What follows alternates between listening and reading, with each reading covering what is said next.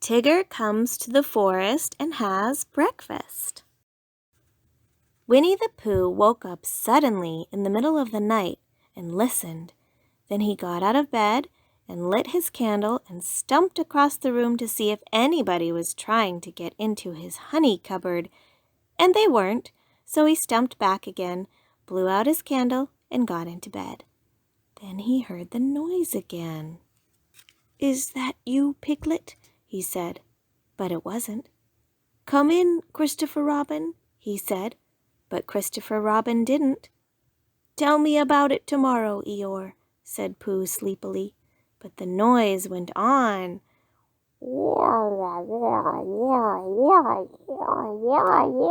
Said whatever it was, and Pooh found that he wasn't asleep after all. "What can it be?" he thought. "There are lots of noises in the forest, but this is a different one. It isn't a growl, and it isn't a purr, and it isn't a bark, and it isn't the noise you make before beginning a piece of poetry, but it's a noise of some kind, made by a strange animal, and he's making it outside my door, so I shall get up and ask him not to do it."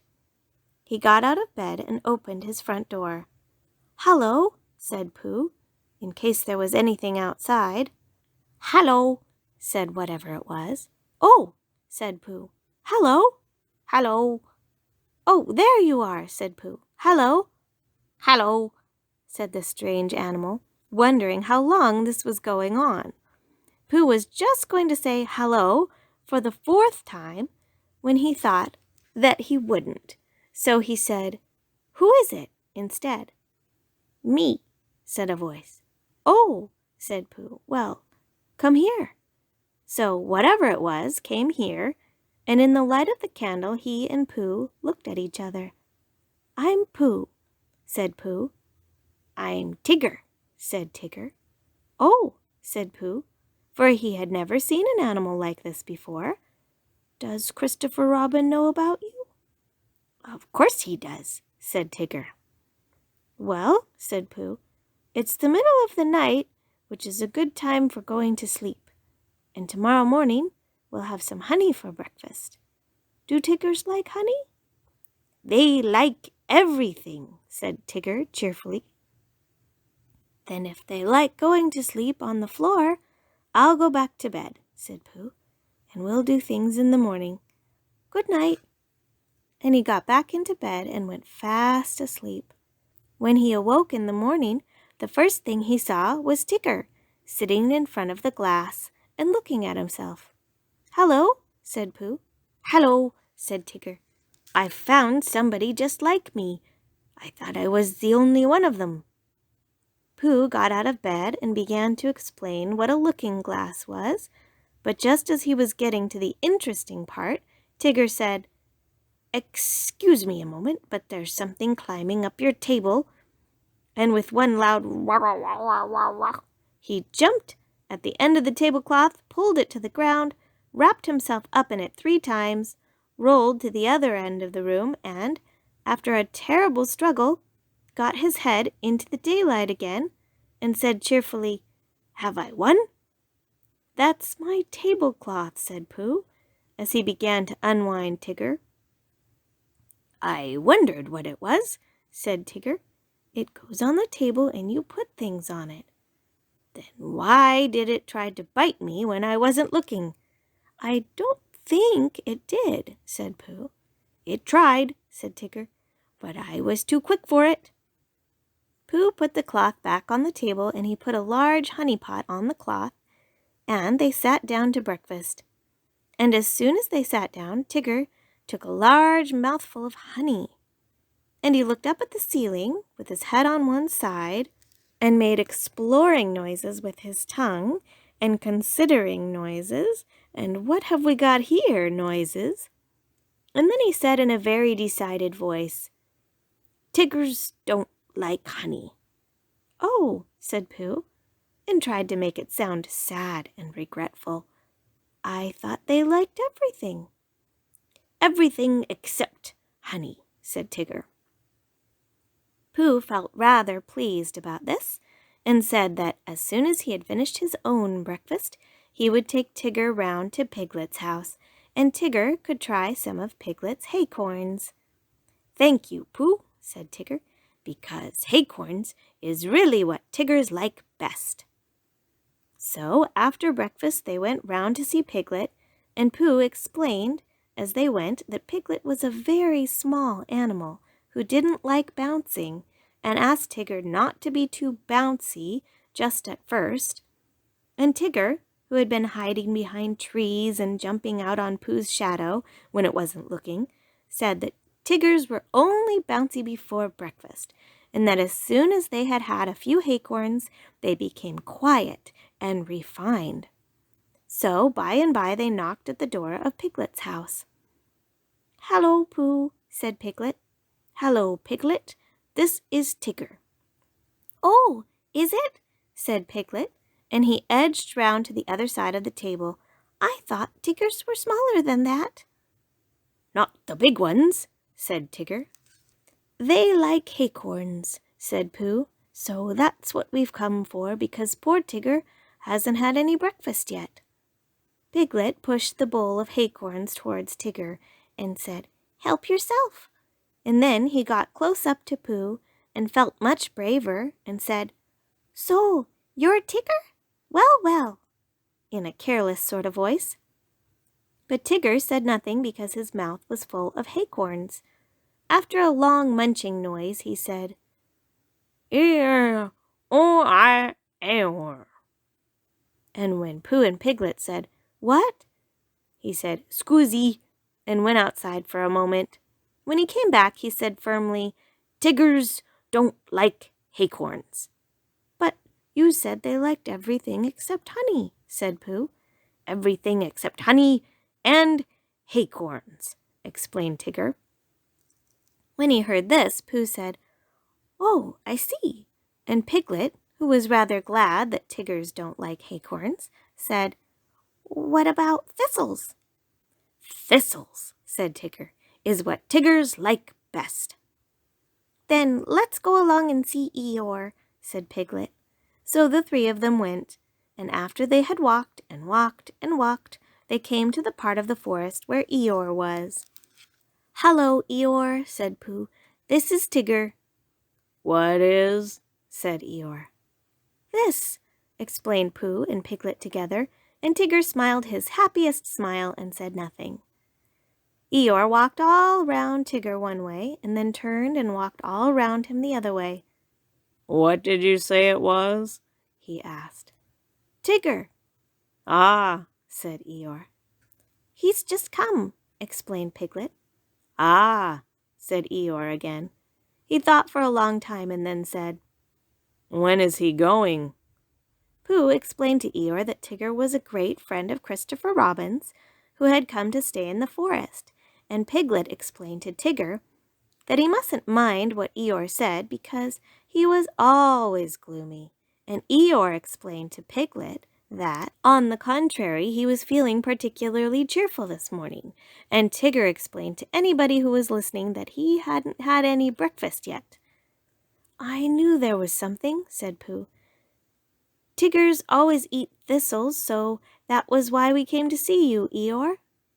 "Don't mention it, Pooh." "Oh, Eeyore, I didn't mean that I didn't want to see you." "Quite, quite. But your new stripy friend, naturally, he wants his breakfast. What did you say his name was?" "Tigger." "Then come this way, Tigger." Eeyore led the way to the most thistly-looking patch of thistles that ever was, and waved a hoof at it. "A little patch I was keeping for my birthday," he said. "But after all, what are our birthdays? Here today and gone tomorrow. Help yourself, Tigger." Tigger thanked him and looked a little anxiously at Pooh. "Are these really thistles?" he whispered. "Yes," said Pooh. "What Tiggers like best?" "That's right," said Pooh. "I see," said Tigger. So he took a large mouthful, and he gave a large crunch. "Ow!" said Tigger. He sat down and put his paw in his mouth. "What's the matter?" asked Pooh. "Hot," mumbled Tigger. "Your friend," said Eeyore. Appears to have bitten on a bee." Pooh's friend stopped shaking his head to get the prickles out and explained that Tiggers didn't like thistles. "Then why bend a perfectly good one?" asked Eeyore. "But you said," began Pooh, "you said that Tiggers liked everything except honey and acorns." "And thistles," said Tigger, who was now running round in circles with his tongue hanging out. Pooh looked at him sadly. "What are we going to do?" he asked Piglet. Piglet knew the answer to that, and he said at once that they must go and see Christopher Robin. "You'll find him with Kanga," said Eeyore. He came close to Pooh and said in a loud whisper, "Could you ask your friend to do his exercises somewhere else? I shall be having lunch directly, and I don't want it bounced on just before I begin. A trifling matter and fussy of me, but we all have our little ways." Pooh nodded solemnly and called to Tigger, "Come along and we'll go and see Kanga. She's sure to have lots of breakfast for you." Tigger finished his last circle and came up to Pooh and Piglet. "Hot!" he explained with a large and friendly smile. "Come on!" and he rushed off. Pooh and Piglet walked slowly after him, and as they walked Piglet said nothing because he couldn't think of anything, and Pooh said nothing because he was thinking of a poem. And when he had thought of it, he began. "What shall we do about poor little Tigger? If he never eats nothing, he'll never get bigger. He doesn't like honey and acorns and thistles, because of the taste and because of the bristles. And all the good things which an animal likes have the wrong sort of swallow or too many spikes." "He's quite big enough anyhow," said Piglet. "Isn't really very big. Well, he seems so." Pooh was thoughtful when he heard this, and then he murmured to himself, "But whatever his weight in pounds, shillings, and ounces, he always seems bigger because of his bounces." "And that's the whole poem," he said. "Do you like it, Piglet?" "All except the shillings," said Piglet. "I don't think they ought to be there." "They wanted to come in after the pounds," explained Pooh, "so I let them. It is the best way to write poetry, letting things come." "Oh, I didn't know," said Piglet. Tigger had been bouncing in front of them all this time, turning round every now and then to ask, "Is this the way?" And now at last they came in sight of Kanga's house, and there was Christopher Robin. Tigger rushed up to him. "Oh, there you are, Tigger," said Christopher Robin. "I knew you'd be somewhere." "I've been finding things in the forest," said Tigger importantly. "I've found a Pooh and a Piglet and an Eeyore, but I can't find any breakfast." Pooh and Piglet came up and hugged Christopher Robin and explained what had been happening. "Don't you know what Tigger's like?" asked Pooh.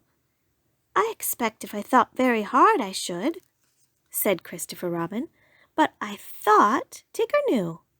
"I do," said Tigger. "Everything there is in the world except honey and acorns and what were those hot things called?" "Thistles." "Yes, and those."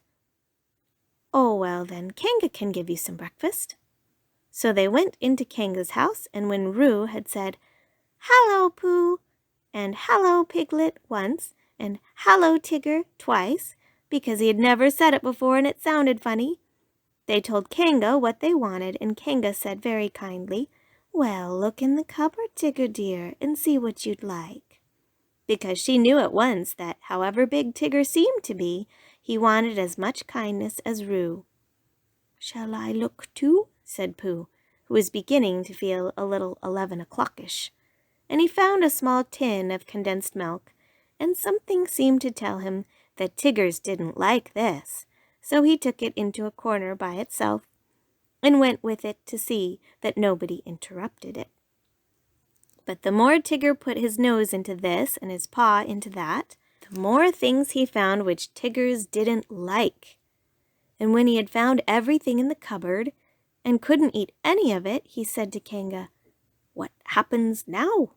But Kanga and Christopher Robin and Piglet were all standing around Roo, watching him have his extract of malt. And Roo was saying, "Must I?" And Kanga was saying, "Now, Roo, dear, you remember what you promised." "What is it?" whispered Tigger to Piglet. "His strengthening medicine," said Piglet. "He hates it." So Tigger came closer, and he leant over the back of Roo's chair, and suddenly he put out his tongue and took one large glollop, and with a sudden jump of surprise, Kanga said, "Oh!" and then clutched at the spoon again, just as it was disappearing, and pulled it safely back out of Tigger's mouth. But the extract of malt had gone. "Tigger, dear," said Kanga. "He's taken my medicine, he's taken my medicine, he's taken my medicine," said Roo happily, thinking it was a tremendous joke. Then Tigger looked up at the ceiling and closed his eyes, and his tongue went round and round his chops in case he had left any outside, and a peaceful smile came over his face as he said, "So that's what Tigger's like." Which explains why he always lived at Kanga's house afterwards and had extract of malt for breakfast, dinner, and tea, and sometimes when Kanga thought he wanted strengthening, he had a spoonful or two of Roo's breakfast after meals as medicine. "But I think," said Piglet to Pooh, "that he's been strengthened quite enough."